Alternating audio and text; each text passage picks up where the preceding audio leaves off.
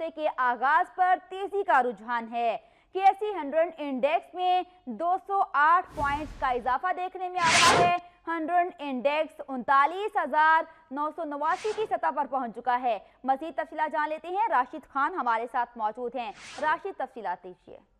जी बिल्कुल, देखिए आज पाकिस्तान स्टॉक एक्सचेंज में कारोबार के आगाज पर ही तेजी देखने में आई। शुरू में चंद पॉइंट का इजाफा हुआ, जो इजाफा बढ़ता चला गया और अब ये इजाफा है जो है वो 240 पॉइंट की सतह पर पहुंच गया है, जिसकी वजह से इंडेक्स जो है वो दोबारा से 40,000 की सतह अबूर कर गया है।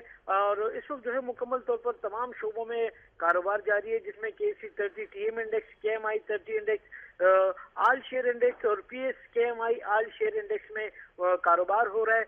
मजमूई तौर पर 238 कंपनियों में कारोबार हो रहा है, जबकि 197 कंपनियों में इजाफा, 37 कंपनियों में कमी, जबकि 4 कंपनियों के हिस्से इस वक्त मुस्तहकम है।